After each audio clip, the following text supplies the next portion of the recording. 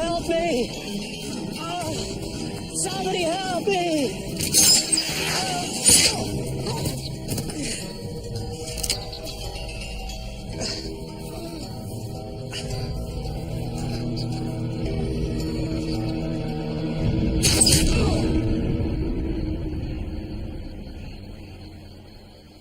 Hell's version of Robin Hood. That's how the groundskeeper put it. He discovered the body this morning. Any witnesses? None. And we've combed this place stem to sternum. Stern. Stern? The expression is stem to stern, not sternum. Well, we'll have to agree to disagree on that one, sir.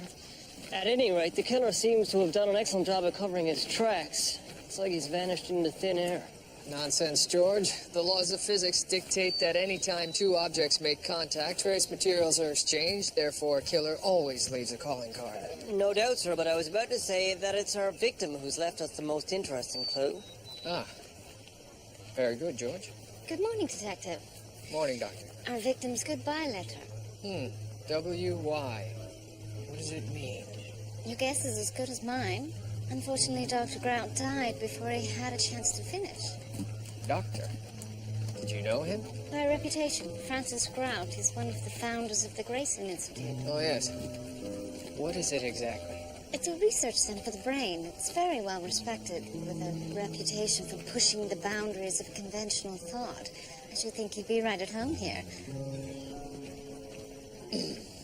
Standard crossbow arrows. Robbery likely wasn't the motive. What does it all mean, sir? Don't know. It seems as though the killer hunted his victim like an animal. I mean, why so elaborate with arrows and all? Arrows are silent, less likely to draw attention. Or maybe the killer was making a statement. The use of arrows would suggest the killer had a flair for the dramatic. It's rather well executed, then. If you pardon the pun. So, sir, what's our next move?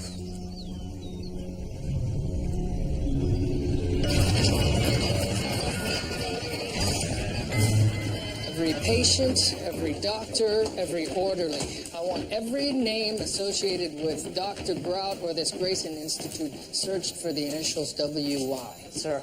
Oh, and Higgins, look into the hunting and archery clubs. See if anyone's familiar with those arrows. Very good, sir. And remember, W.Y.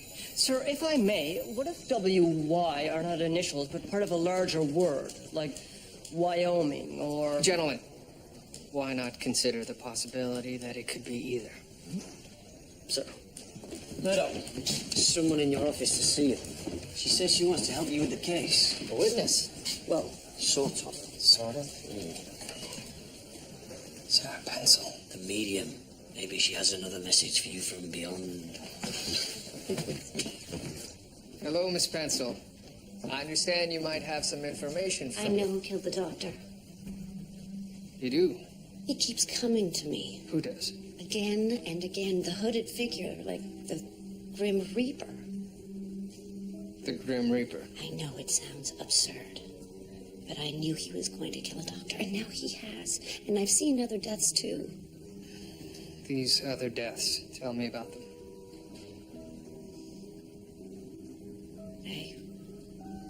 They happen at night.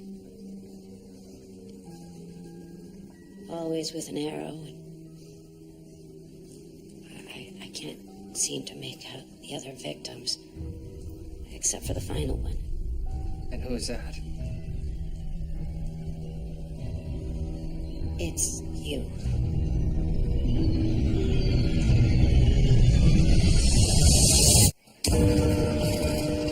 The visions come to me in fragments, in bits and pieces. The Reaper's angry. And his face is obscured by a dark hood. And you're sure he'll strike again? Yes. But there's someone else. Who? A spirit of a woman. I know there's a connection between her and the Reaper, but I don't know what. I see. Dr. Grout wrote the letters W.Y. before he died. Does that mean anything to you? No. Yes, I'm not sure. It seems familiar, but in what context? So you don't know what the letters mean. The figure you see is obscured by a cloak. You can't say who it is or where it will strike next. And you think the woman trying to reach you is connected, but you're not sure. I may not know everything, but I know this. You are in danger. Please, believe me. Thank you, Miss Pencil. I will take this information most seriously.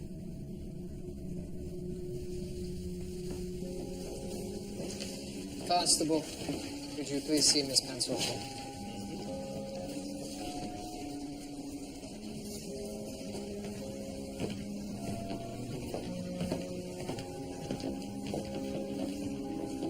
So? She's been having visions. Something about more murders to come and a cloaked Grim Reaper. The Reaper? What are we going to be looking for next? Frankenstein? Mr. Hyde? I'm taking her words with caution. She does have a tendency to embellish. However, on occasion she has proven very accurate. It would be foolish of us to simply dismiss her. What did she have to say? Well, as usual, the details were somewhat hazy. Surely she must have given you more than just a man in a hood. Nothing. What about the future murders? Did she say who? I'm afraid not. Now, if you'll excuse me. Well, if one of our constables does happen to bump into the Grim Reaper, make sure they bring him back here for a chat. Bloody hell, it was never like this in Yorkshire.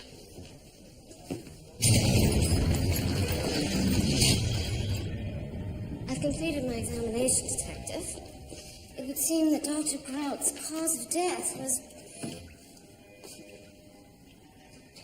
the 3 arrows jutting out of his back. That was a joke, William. Sorry. Something on your mind? You'll think it absurd. Well, that's never stopped you before. Do you believe in destiny?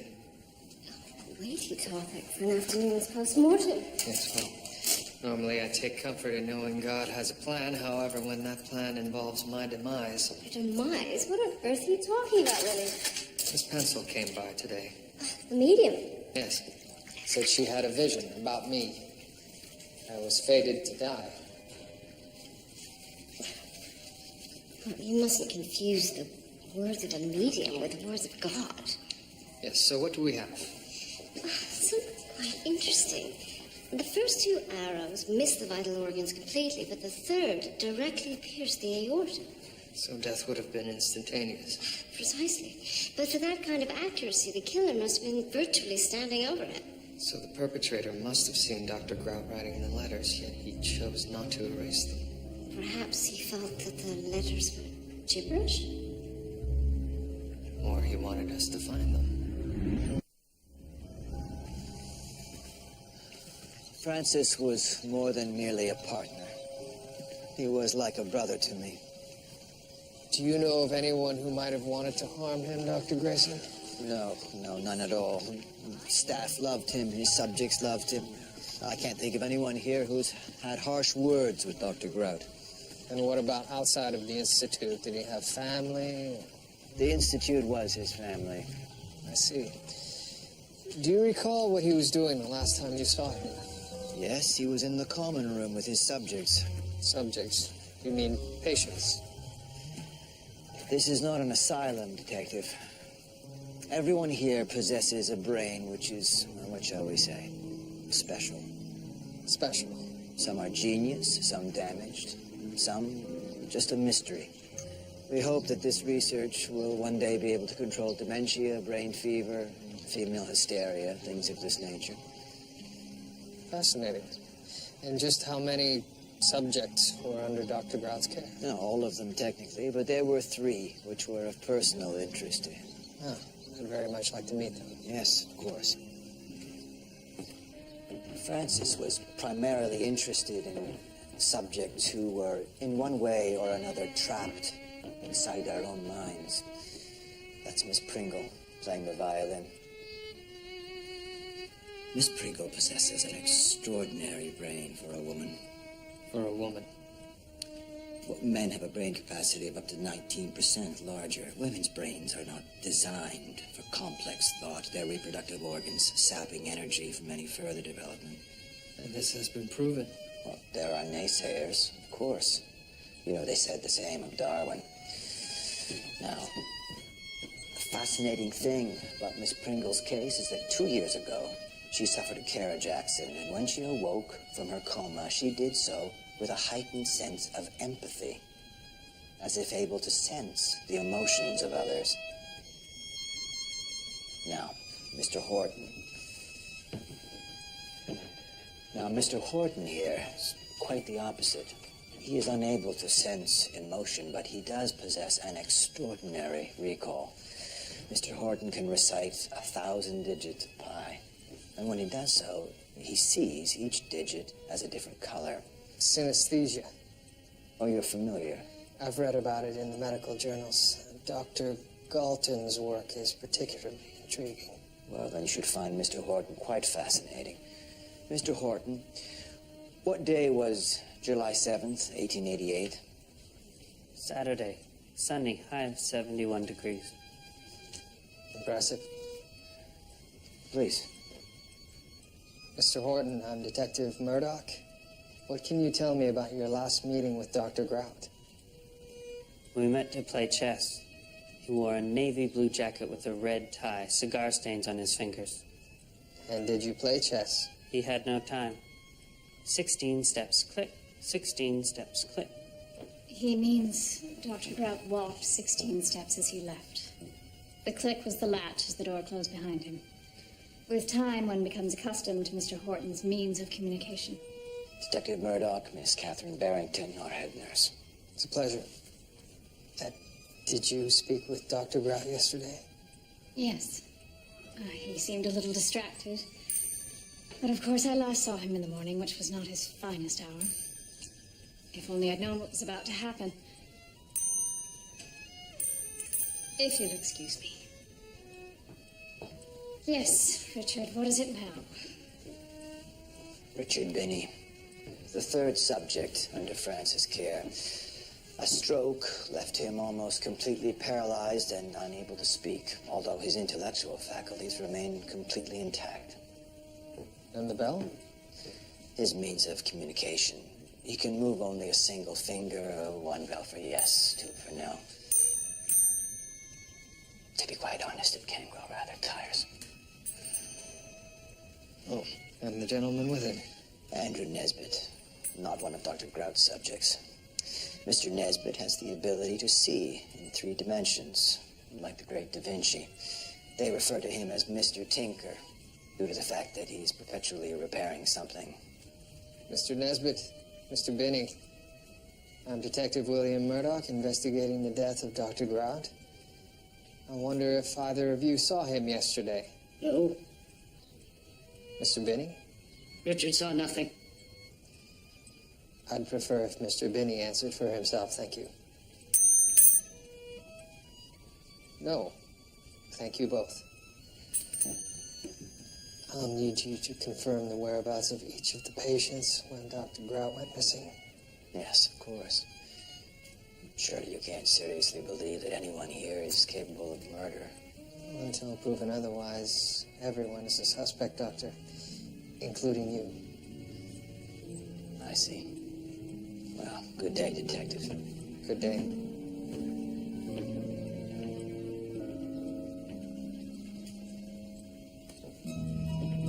He left in a cloud.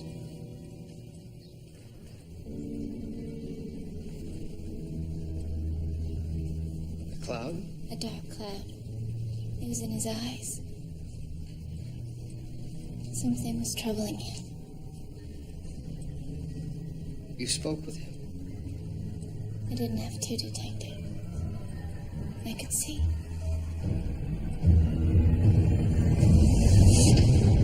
So, Higgins has checked every hunting and archery club in the city, but no one can recognize the arrows, and there's no one with the initials W1.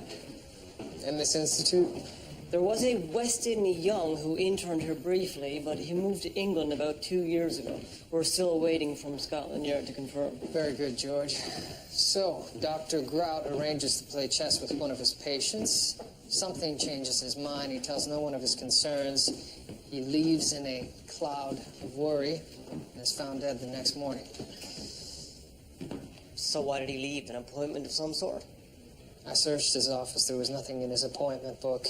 But more interestingly, all of the W files were missing from his filing cabinet. Is that right? Well, who would have taken those? The killer? Possibly. Or maybe the doctor himself. Perhaps the good doctor had something more. Mr. Nesbit, did you do this? Yes, An electric wheel. It's quite a feat of engineering. it had to be done for protection. I'm sorry, protection. Richard doesn't have the means to escape like the others. What happens if he encounters the hooded man? The hooded man. He roams the hall sometimes at night. I've seen him.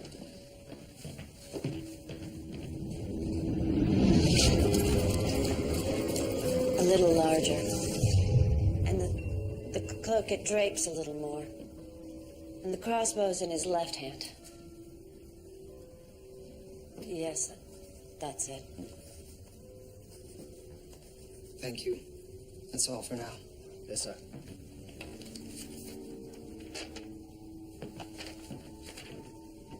If there's nothing else, Detective, I'll make my way. Miss Pencil, I wonder if you can tell me more about your vision. I've already given you an apt description. No, I mean about me. My fate.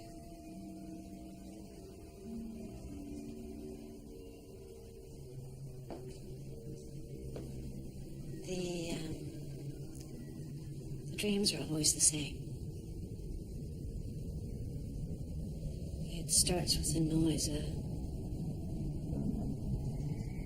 strange hollow screech, and I can't place it. And then the flashes come. And an arrow slicing the air. A woman screaming and you falling on your knees. Thank you, Miss Pencil. Detective, please be careful. No. No. What is it? Are you all right, Miss Pencil? The Reaper, he's striking again.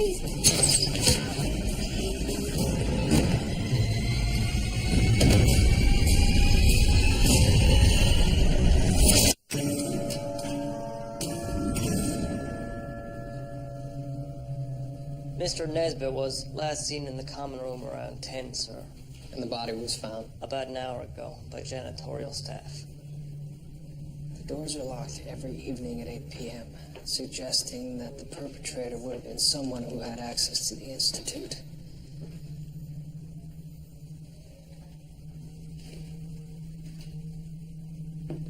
Miss Pringle. He had been so upset. What about? He had been nattering on and on about this hooded man. Finally, I couldn't take it anymore, and I went back to my room to play violin. But I should never have left him alone. Did you hear anything last night? At one point, I thought I heard a shout coming from the other end of the hall. Then what did you do? I went to my door and listened. But there was only silence. I assumed I'd been imagining things. Miss Pringle, whose room is at the end of the hall?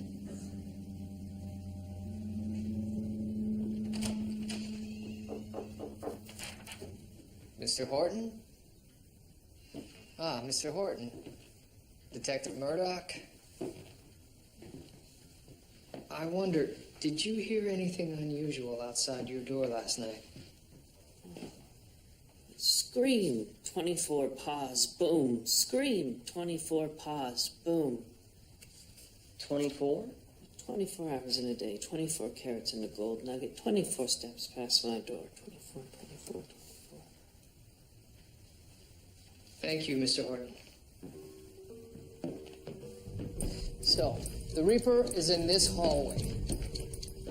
He fires the arrow and runs toward the exit. using his hand as a pivot, he jumped over the banister and down to the floor below. George, dust this handrail for finger marks. Sure.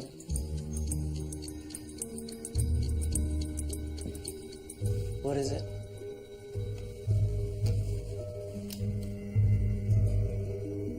Some sort of paste.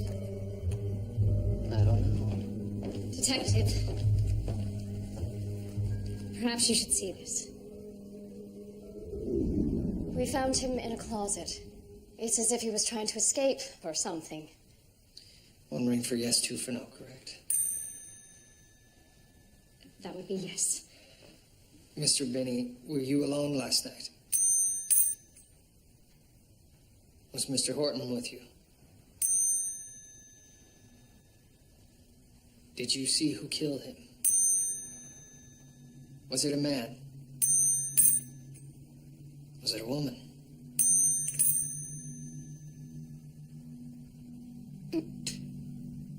Has he ever done this before? Yes. He tries to speak when agitated, but he's not capable of forming words. Mr. Binney, is this what you saw last night?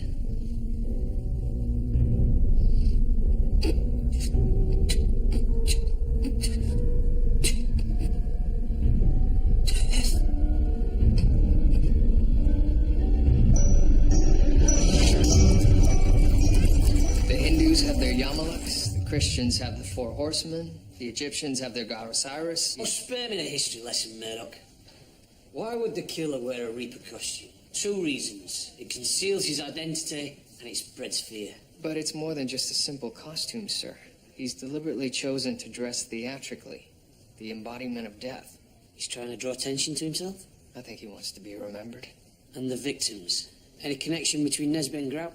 None that we've found so far. Mr. Nesbit was never under his care. However, Miss Pringle did say that Nesbit was about to unmask the Reaper, and Mr. Binney did see him. Again, suggesting that the killer was inside the Institute. What I find strange is why did the killer spare Mr. Binney's life? Surely he saw him. Couldn't bring himself to hurt a cripple, perhaps? A Reaper with a conscience.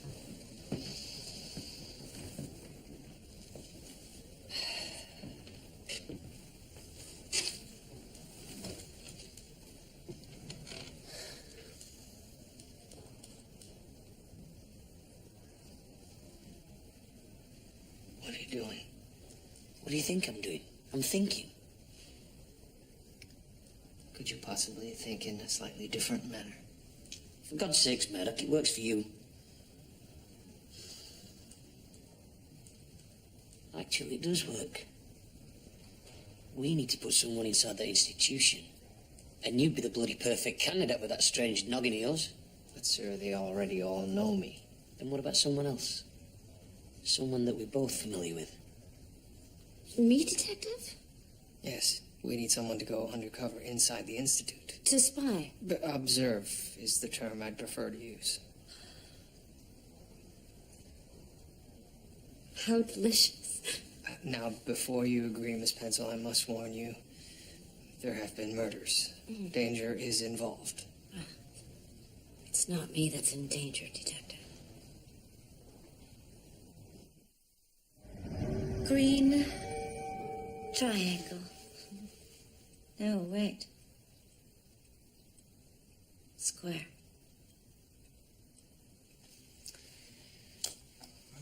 Six for 6.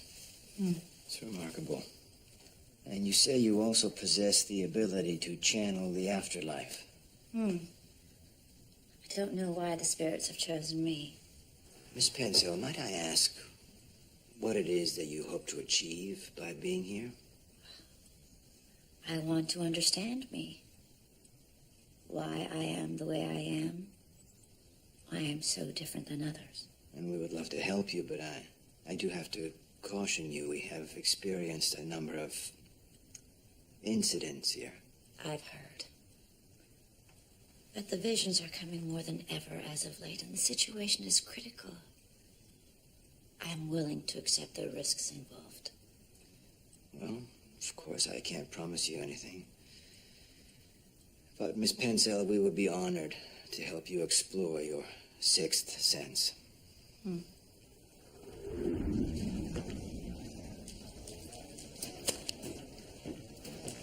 Sir, we just received a telegram from Scotland Yard. It seems Weston Young, the only chap from the Institute with the initials WY, is a school teacher in Birmingham, and he hasn't left England. So, unless he's got one hell of a crossbow, I'm not sure where we turn next. I have an idea, George.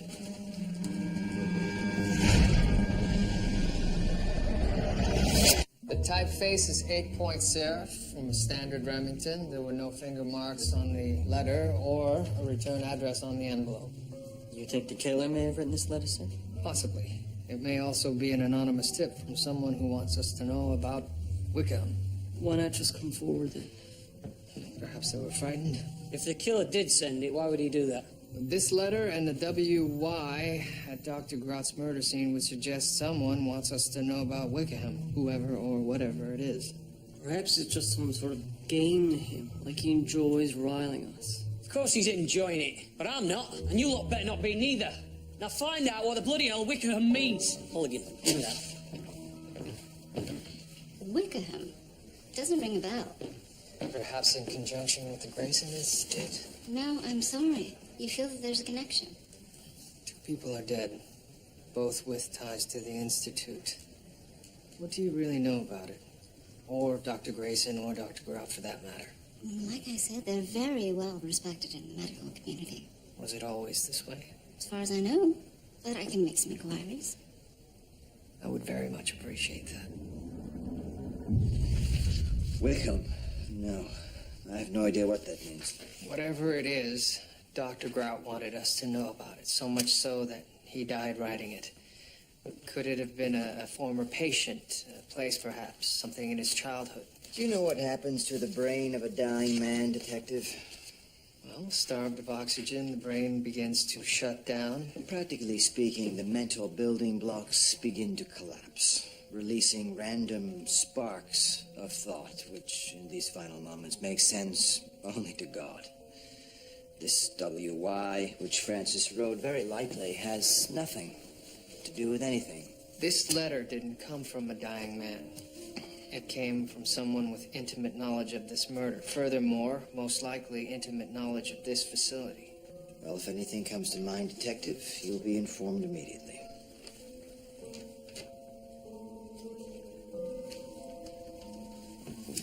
Wickham, Miss Pringle, are you sure you haven't heard of it? Never. I'd remember something odd like that. Thank you. And if anyone else should remember, please let me know.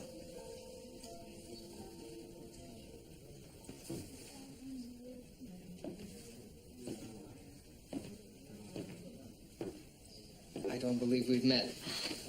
Miss Pencil, delighted. How terribly clandestine. How are you? Oh, never better. Though I don't have much to report, this Wickham seems to be a bit of a dead end. It's important you gain the trust of the residents and the staff. They must believe that you're... Honestly, Detective, I understand what I'm to do. I just think you should be careful. As should you.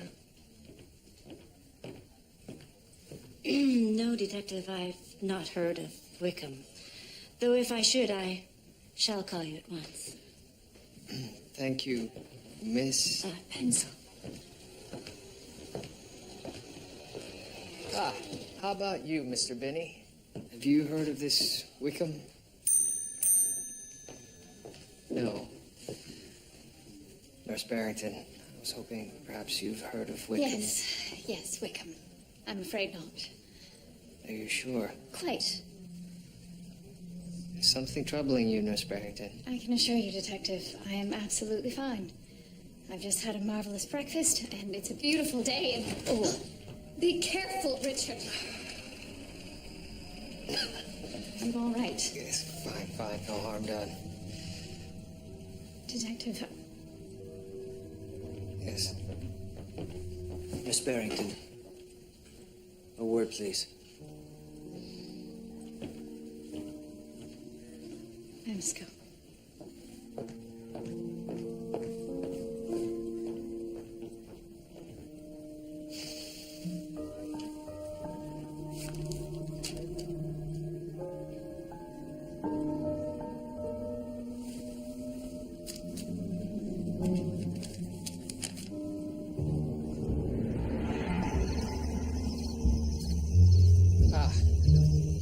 Miss Barrington, I take it you weren't able to speak freely back at the Institute.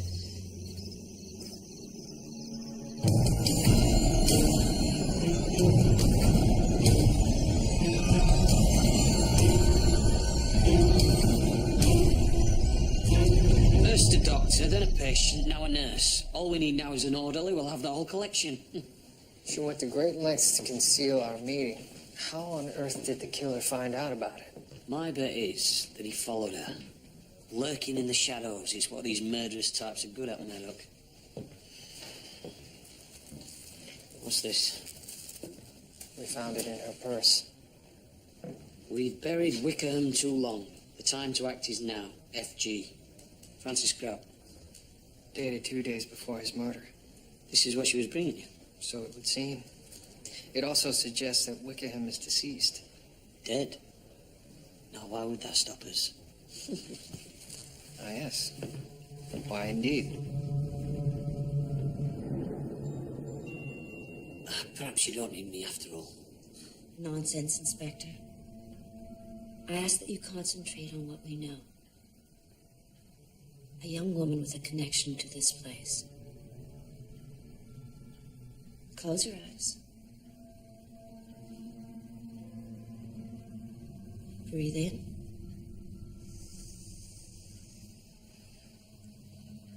And out.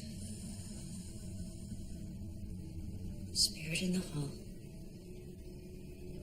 We reach out to you from this, our welcoming den, and we ask that you join us. There is a word that has come to us, a word you may know. We come. Say it with me. Wicca. Wicca. Wicca. Wicca. Wake up. Wake up. Something's coming. Can you smell that? What is it? Oh, it's smoke. Oh, she is in trouble. She needs help. Can't you hear her? Oh, burning flesh. My God, the smell.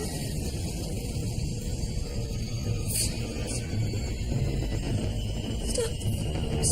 Stop the flames.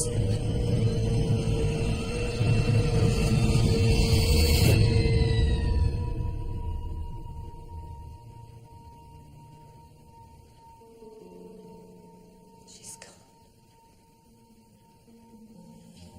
I think I need a drink.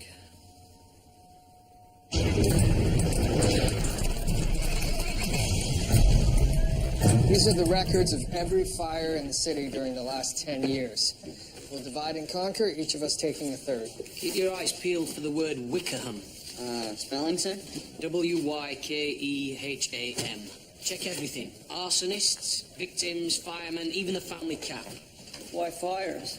Let's just say the spirit moved us.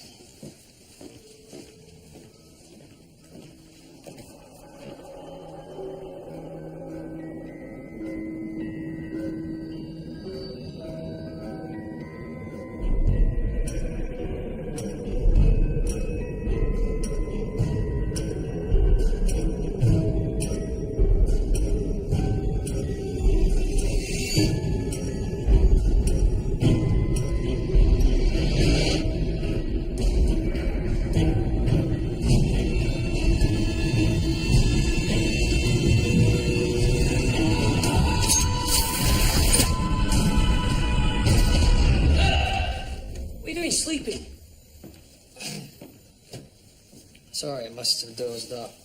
Well, then perhaps this will perk you up. 11th of April, 1893. A lodge burnt down off Buchanan Street. It's listed in the books as lot 659. But back then, Buchanan Street went by a different name. Wickham.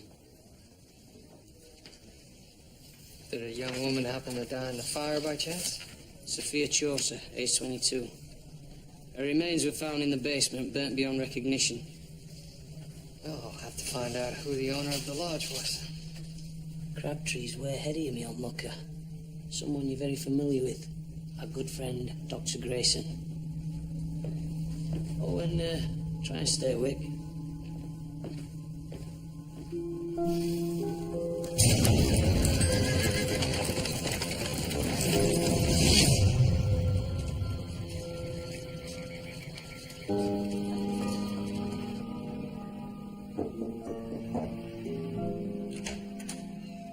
Detective. Miss Pencil, I've discovered what Wickham means. It was a lodge once leased to Dr. Bird Grayson. Dr. Grayson? Yes, it burnt to the ground, and there was a young woman trapped inside, Sophia Chaucer. Oh, that must be the young woman's spirit, Sophia Chaucer. Perhaps, but more importantly, until I've questioned Dr. Grayson, it's no longer safe for you to be here. Oh, I feel her, Detective. She's here. She's here.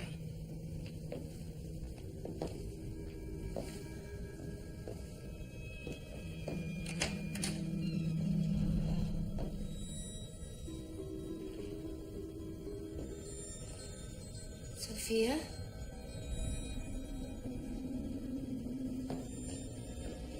Sophia Chaucer?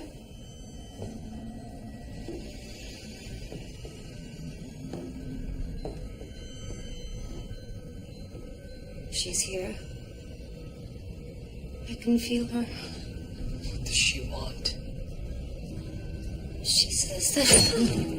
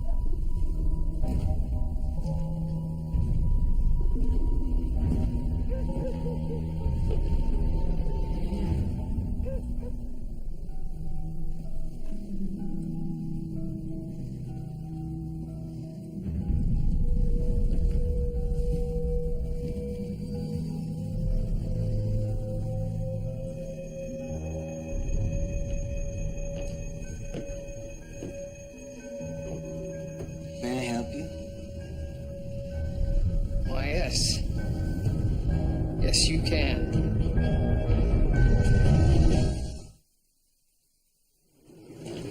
This is absurd. You can't possibly believe any of this. You've got nothing on me. Nothing. Why, yes, in fact, you do have something on Dr. Grayson.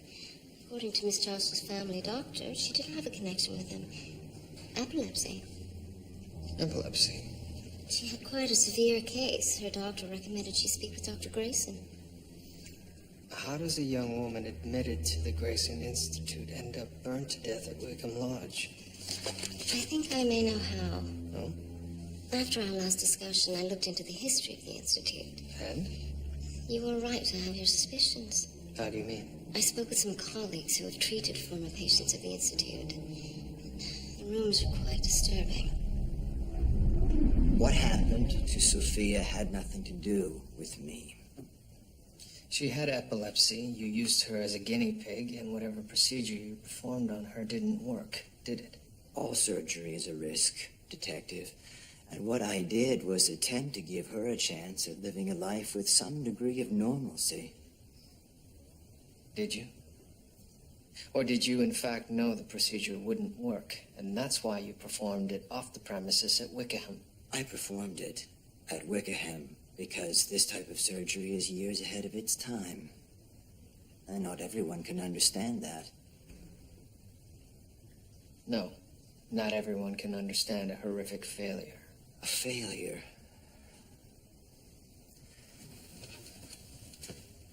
Miss Chaucer's operation shed invaluable light onto the functioning of the occipital lobe, detective, which will lead to breakthroughs in the study of epilepsy. Millions will benefit from this. Yet it didn't benefit Miss Chaucer. I made a slight miscalculation on her frontal lobe. Do you know that her entire memory was erased? It was truly fascinating. Fascinating. A young woman's life was destroyed, sir. Well, you're a thinker, detective. Like myself, surely you can understand the concept of acceptable risk. So you feel no shame for what you did to her? Shame? No. Not at all. Then why not simply tell me about Wickham? We were concerned regarding the legal ramifications of the fire. That's it. Because of the fire. What more could there be? You disgust me. Future generations will benefit from my work, detective. You mark my words. What makes you think that Dr. Grayson's not our man? Because he has no archery experience whatsoever. Well, it must be easy enough to learn.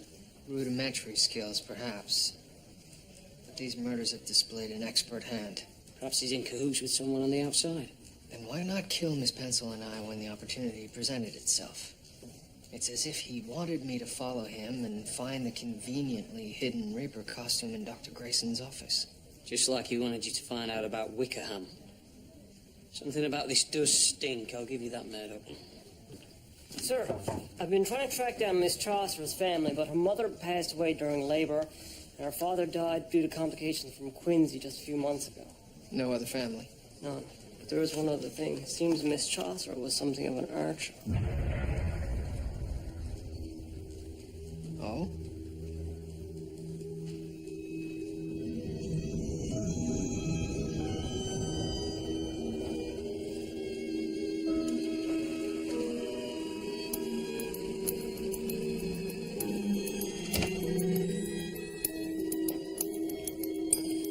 Richard, can I help you?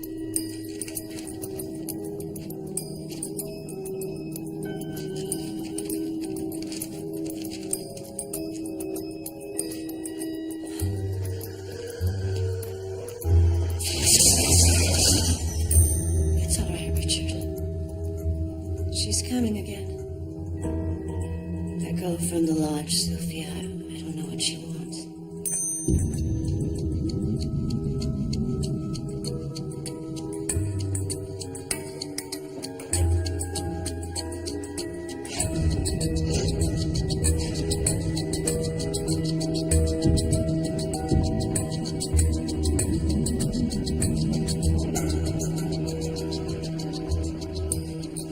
It's not me she's trying to reach. It's you. She wants to tell you something.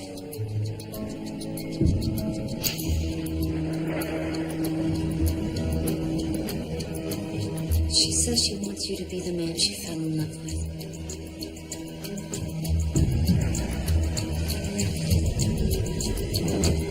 The man before Wickham. It's you. I wish you hadn't said that.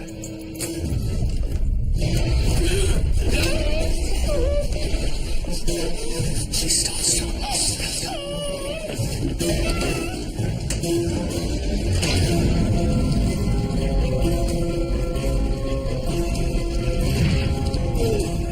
This will be quick. Like a suicide. I don't want you to suffer. No, listen, Richard. Sophia told me everything. How they promised to make her better and they took her away from you. Please, Richard, please. No, no. Couldn't let them get away with it. So I came up with this plan. Spent years studying the movements of stroke victims. 5 months in that chair. I had to do it, don't you understand? After her operation, she didn't even know my name. No, it doesn't. I can help you, Doctor. One more time, don't you want a doctor? I can help you, Richard. I can help you. I can help you. I can help you talk to her. Now close your eyes, Richard. Good. And concentrate on your lovely Sophia. Breathe.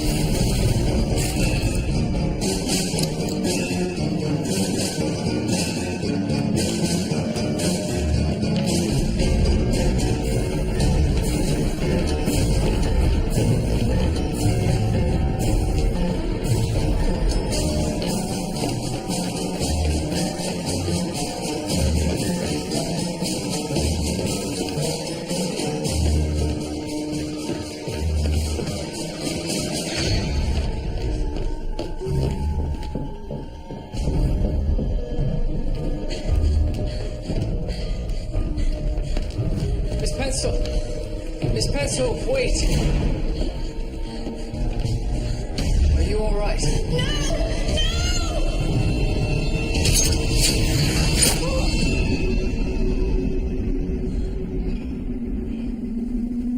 William? William? Oh, no. No. William? No. No. No. No!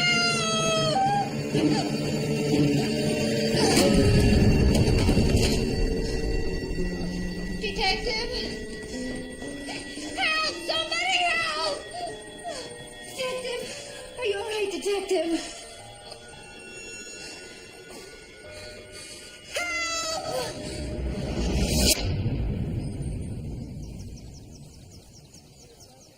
Detective. Miss Pencil. They tell me 2 more weeks and I'll be rid of this thing. 2 weeks? That's not so bad. It's likely an eternity, but enough about me. Tell me about Prague. Well, I will be admitting myself to the Institute there in a month's time. It'll be good for me. Are you sure? Ever since I was a child detective, this gift has set me apart. It's my blessing and my curse. On the one hand, I want to know more. And on the other, I don't want to lose that which makes me special. Yes, well, it's not the Grayson Institute, so I doubt very much they'll be taking that away from you. That's reassuring. Miss Pencil, may I ask you a question? Of course. You said you saw me die. Yet here I am, very much alive. Did I cheat destiny? If it was your destiny to die, you'd not be here right now. So it is possible, then, to change the course of events. Anything is possible, William. Yes. Those were Dr. Ogden's sentiments, exactly. Oh, yes, Dr. Ogden. You speak often of her. Now it's my turn to ask you a question. What is your relationship with Dr. Ogden? We work well together. She's a brilliant pathologist. She's well educated, quite witty at times. And she's kind. Bold. Stubborn. And quite beautiful. But I'm sorry, you were asking me something. Perhaps there is a reason why you did not die. Detective? I'm sorry, I hope I'm not intruding. No, not at all. Miss Sarah Pencil, meet Dr. Julia Ogden. I've heard a lot about you. Likewise. Miss Pencil is going to be traveling to Prague. Traveling? Yes. It's wonderful there. Charles Bridge, Prague Castle, the National Museum. One could spend years discovering the city. One could. Oh, I must be off. It was a pleasure meeting you, Dr. Ogden. Bye. Miss Pencil, the pleasure was all mine. Thank you for everything. Goodbye.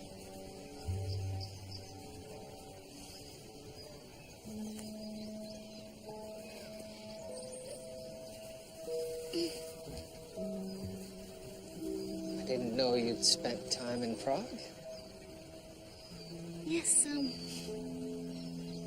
Funny how two people can work so closely together. we don't really know anything about one another.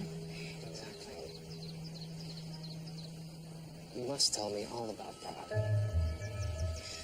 Well, I had a journal when I was there. Oh, I'd very much like to read it. William, really? Yes, really. Perhaps some excerpts?